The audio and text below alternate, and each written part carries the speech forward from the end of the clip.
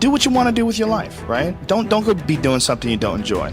Don't do something don't get locked into, a car that you can't afford and doing something crazy because you need the money. Don't do that. Do what you want to do. Do what the f is it that you really want to do? Because if someone else is doing it, you can do it, I mean, everybody makes their own path through this world, but a lot of people don't follow the path that they really feel pulled to. There's, for whatever reason, they got negative programming.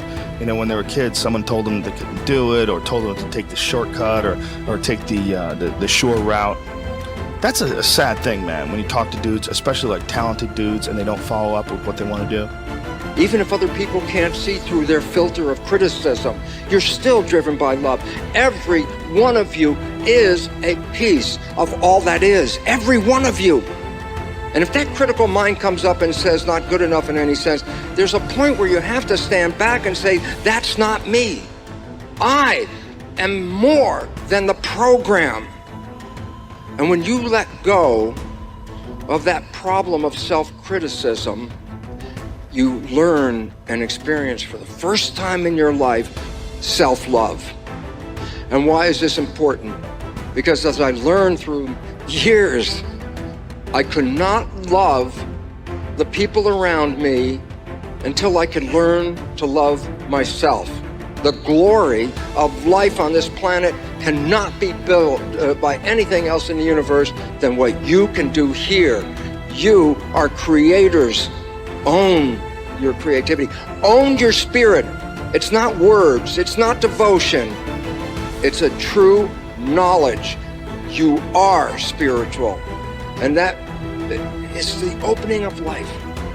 There are a lot of people who are biting their fingers in fear that they might lose their jobs. But there are few people who have decided within themselves, I'm going to make it. Some people aren't waiting to be cut. Some people are moving on their own because they feel within themselves, I've got what it takes to make it. They're not afraid about tomorrow because of how they see themselves, because of what they feel that they deserve, because of what they feel that they can create for themselves. Because these people have decided, as they look at the future, as they look at themselves, there's a way. Where there's a will, there's a way for me to begin to create a way out of no way. And when you have that kind of consciousness, when you have that kind of spirit, nothing can stop you. Nothing. Have you ever given much thought to the idea that the spoils in life go to the risk takers? If you'll give it some thought, I think you'll come up with the same solution I arrived at. A survey indicated that 98% of the men in the country are looking for security in their work. That is, they're mainly interested in losing themselves deep in the warm, nourishing viscera of some large corporation, which is fine. I'm not knocking it. I'm just commenting on it. But these are not, as a rule, the risk takers. They're more the play it safers. And while they can have good and successful careers all their working lives, the chances are against they're hitting the big jackpot. Now, the reason I say this is because this sort of life, as a rule, does not encourage a man to do much more than he has to do. And he'll usually spend his free time, which comes to something like 72 hours a week when he's neither working nor sleeping, in pursuits not calculated to help him get ahead in the world. Now, the man who risks his spare time writing a book, painting pictures, fiddling with inventions, continuing his education, is generally the one in this kind of milieu who will advance above his fellows.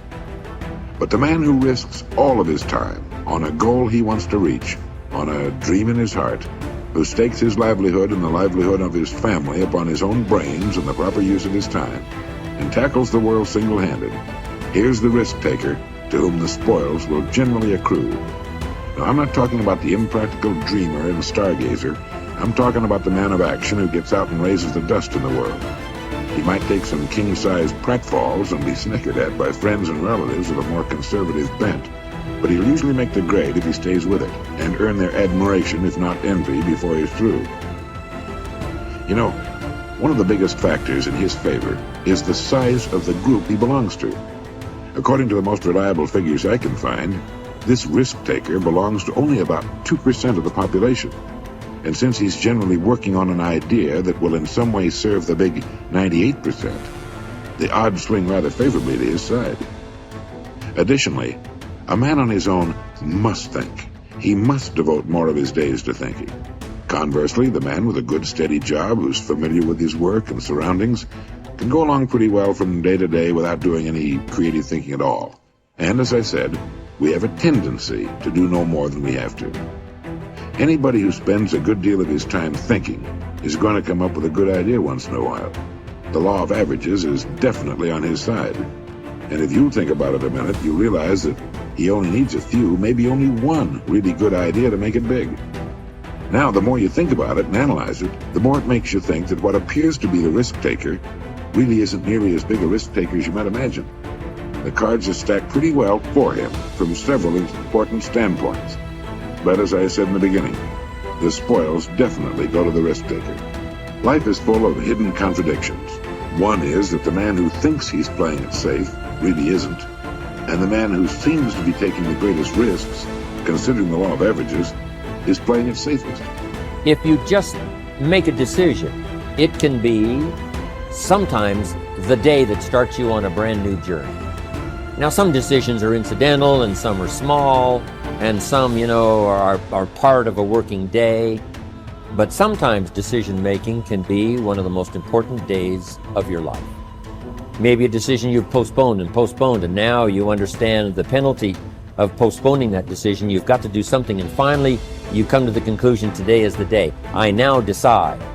And whether you decide on a new direction, whether you decide on a refinement in philosophy, whether you decide to act when before you haven't acted, you decide on a series of things that you're going to do. Deciding can be such an incredibly important, very exciting, inspirational day. Also, deciding sometimes starts the process of lifting our self-esteem. Sometimes when you look back on it, the day that you decided was just about as exciting as the day when you finally accomplished the project. That when you finally made the decision, you finally got the monkey off your back, as we say in English. You finally, got through whatever barriers kept you from making that decision, and finally you made a decision. And now it seems like the sky is blue and the air is clear and your mind is ready. The adrenaline starts to flow, things start to happen to you from that moment of decision. So that can be an incredible source of inspiration. Now, if you don't follow through, it's not going to last all that long. If you decide and then, postpone and you decide but you still don't get to it for a week or a month or a year, soon all that energy and that source of inspiration is all dissipated. So deciding is inspiring, but not for that long. But once you decide, it can be a very powerful day. But now, of course, you must follow through. But if there's some things you've been postponing, some decisions you have just, haven't gotten to, I would ask you to just, take out your journal and just go through, what have I been postponing that's not going to be better for my health? It's not going to be better for my future. It's not going to enhance my finances. Maybe a problem needs to be solved. I got to decide when I'm going to do it and how I'm going to proceed. I need to get to it. I promise you, if you'll go through some of that list and start making those decisions, your inspiration will start to flow, and those could be very critically important, exciting days. Indecision is the thief of opportunity. Indecision means the door is still closed. Indecision means the opportunity waits. Indecision means what could be is postponed or may never be. And those are all the penalties of indecision. And sometimes we can't make a snap judgment. We can't decide immediately on something so important. But after a while, we must understand sometimes the heavy penalty of putting off our decision making. So, one source of inspiration, deciding. Nothing is so embarrassing as watching someone do something that you said could not be done. People who embrace possibility thinking are capable of accomplishing tasks that seem impossible because they believe in solutions. When you believe you can do something difficult and you succeed, many doors open for you. Big thinkers are specialists in creating positive, forward-looking, optimistic pictures in their own minds and in the minds of others.